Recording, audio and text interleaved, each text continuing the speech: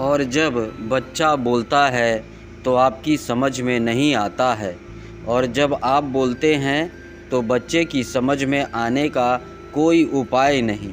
अगर बच्चा तितलियों के पीछे भागता है तो आप समझते हैं पागल है, और आप जब रुपए गिनते हैं रोज़ रात को बैठकर दरवाज़ा बंद करके, तो बच्चे की समझ में नहीं आता है कि इतनी खूबसूरत तितलियां दुनिया में है। और इस बूढ़े बाप को क्या हुआ कि रद्दी गंदे कागज़ों को गिनता है।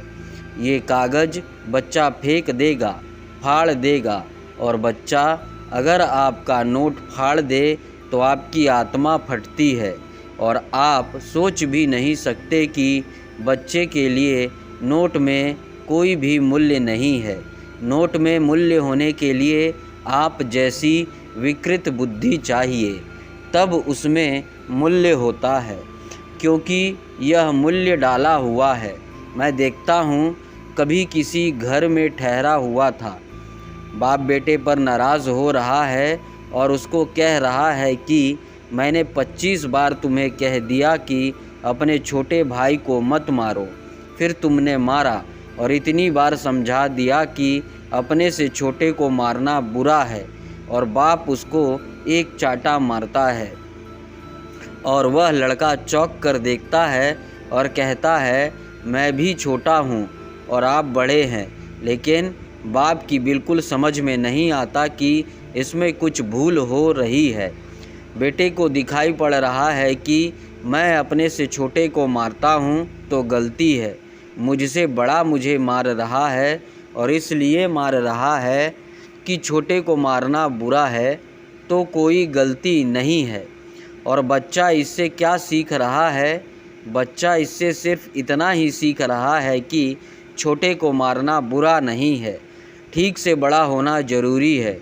यह बच्चा कल बड़ा हो जाएगा और बाप कल धीरे धीरे छोटा हो जाएगा, बूढ़ा हो जाएगा।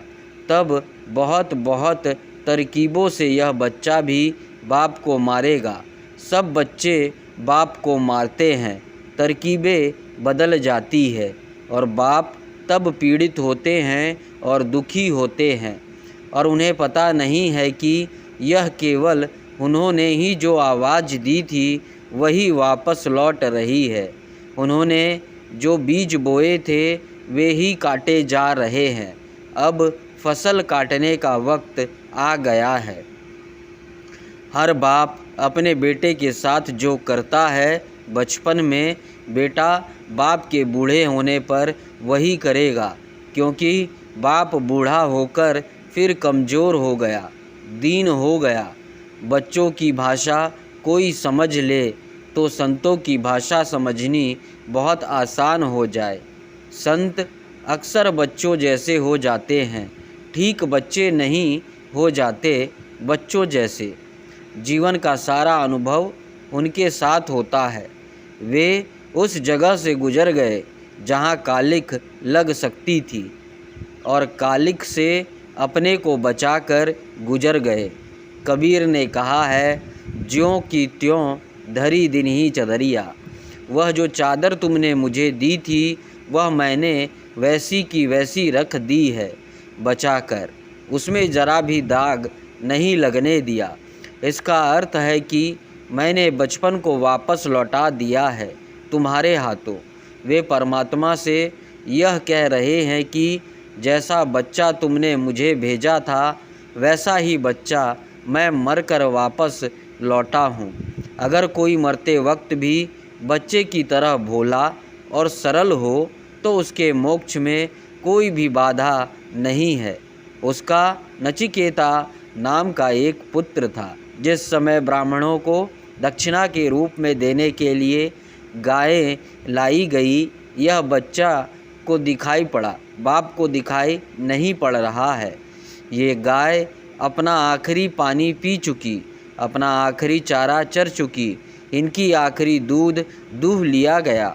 नचिकेता को विचार उठने लगा मन में कि इन गायों को दान देने का क्या अर्थ है। लेकिन गाय लोग दान ही तब देते हैं जब उनका आखिरी दूध निकाल लिया जा चुका हो। गायों का नहीं, सभी चीज़ों का आप तभी दान करते हैं जब आखिरी दूध निकाल लिया गया हो। क्वैकर ईसाइयों का एक छोटा सा अनूठा संप्रदाय है। क्वैकर संप्रदाय का एक नियम है कि हर सप्ताह एक चीज़ दान करें, लेकिन वह चीज़ वही है जो आपको सबसे ज़्यादा प्रिय है, जिसको आप बिल्कुल दान ना करना चाहेंगे वही दान करें, नहीं तो दान का कोई अर्थ नहीं है।